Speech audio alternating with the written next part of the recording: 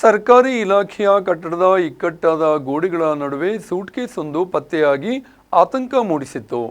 ವಿಧ್ವಂಸಕ ಕೃತ್ಯ ತಪಾಸಣಾ ತಂಡ ಹಾಗೂ ಶ್ವಾನದ ಮೂಲಕ ಸ್ಥಳ ಪರಿಶೀಲನೆ ನಡೆದು ಕೊನೆಗೆ ಸೂಟ್ಕೇಸ್ ರಹಸ್ಯ ಬಯಲಾಯಿತು. ಸರ್ಕಾರಿ ಇಲಾಖೆಯೊಂದರ ಕಟ್ಟಡದ ಗೋಡೆಗಳ ನಡುವಿನ ಇಕ್ಕಟ್ಟಾದ ಸ್ಥಳದಲ್ಲಿ ಯಾರೋ ತಂದಿಟ್ಟು ಹೋಗಿದ್ದರೆನ್ನಲಾದ ಸೂಟ್ಕೇಸ್ ಒಂದು ಪಟ್ಟಣ ವ್ಯಾಪ್ತಿಯಲ್ಲಿ ಕೆಲಕಾಲ ಆತಂಕ ಸೃಷ್ಟಿಸಿದ್ದಲ್ಲದೆ ಸೂಟ್ಕೇಸ್ನಲ್ಲಿ ಏನಿರಬಹುದೆಂಬ ಕುತೂಹಲವು ಹಲವರಲ್ಲಿ ಮೂಡುವಂತಾಗಿತ್ತು.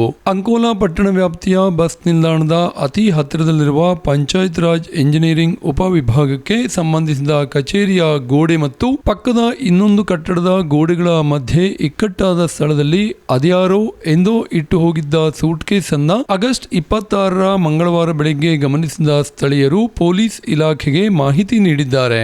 ಕೂಡಲೇ ಸ್ಥಳಕ್ಕೆ ಬಂದ ಅಂಕೋಲಾ ಪೊಲೀಸರು ಸೂಟ್ಕೇಸ್ ಇರುವ ಸ್ಥಳ ಪರಿಶೀಲಿಸಿ ಕಾರವಾರದ ಎಎಸ್ಸಿ ಟೀಮ್ಗೆ ಕರೆ ಮಾಡಿದ್ದಲ್ಲದೆ ತನಿಖೆ ಮತ್ತು ಸುರಕ್ಷತೆ ದೃಷ್ಟಿಯಿಂದ ಸೂಟ್ಕೇಸ್ ಪತ್ತೆಯಾದ ಸ್ಥಳದ ಸುತ್ತ ಸಾರ್ವಜನಿಕ ಪ್ರವೇಶ ನಿರ್ಬಂಧಿಸಿದ್ದರು. ಕೆಲ ಹೊತ್ತಿನಲ್ಲೇ ಕಾರವಾರದಿಂದ ಅಂಕೋಲಕ್ಕೆ ಬಂದಿಳಿದ ವಿಧ್ವಂಸಕ ಕೃತ್ಯ ತಪಾಸಣಾ ತಂಡದವರು ಶ್ವಾನದಳ ಸಮೇತ ತಪಾಸಣಾ ಕಾರ್ಯ ಶುರು ಹಚ್ಚಿಕೊಂಡಿದ್ದಾರೆ. ಸೂಟ್ಕೇಸ್ ಇದ್ದ ಸ್ಥಳಗಳನ್ನ ಡಿಟೆಕ್ಟರ್ ಬಳಸಿ ಶ್ವಾನದಳದೊಂದಿಗೆ ತೀವ್ರ ತಪಾಸಣೆಗೊಳಪಡಿಸಿ ಬಳಿಕ ಇಕ್ಕಟ್ಟಾದ ಜಾಗದಿಂದ ಹಗ್ಗ ಬಳಸಿ ನಿಧಾನವಾಗಿ ಹೊರಗಡೆ ಎಳೆದು ತಂದಿದ್ದಾರೆ. ಈ ವೇಳೆ ಅಲ್ಲಿ ನೆರೆದ ಕೆಲವರಲ್ಲಿ ಸೂಟ್ಕೇಸ್ ನಲ್ಲಿ ಏನಿರಬಹುದು ಎಂಬ ಆತಂಕ ಒಂದೆಡೆಯಾದರೆ ಇನ್ನೊಂದೆಡೆ ಕುತೂಹಲವೂ ಮೂಡಿದಂತಿತ್ತು. ಅಂತೂ ಇಂತೂ ನಿಧಾನವಾಗಿ ಸೂಟ್ಕೇಸ್ ತೆರೆದು ನೋಡಿದರೆ ಅದರ ಒಳಗಡೆ ಬಟ್ಟೆ ಬರೆಗಳು, ಔಷಧಿ, ಮಾತ್ರೆ ಪೊಟ್ಟಣ ಮತ್ತಿತರ ವಸ್ತುಗಳು ಕಂಡು ಬಂದಿದ್ದಲ್ಲದೆ ಭಾವಚಿತ್ರ ಸಹಿತ ಬ್ಯಾಂಕ್ ಪಾಸ್ಬುಕ್, ಚೆಕ್ ಬುಕ್ ಮತ್ತಿತರ ದಾಖಲೆ ಪತ್ರಗಳು ಸಿಗುವ ಮೂಲಕ ಸ್ಥಳೀಯರಲ್ಲಿ ಕೆಲಕಾಲ ಮೂಡಿದ್ದ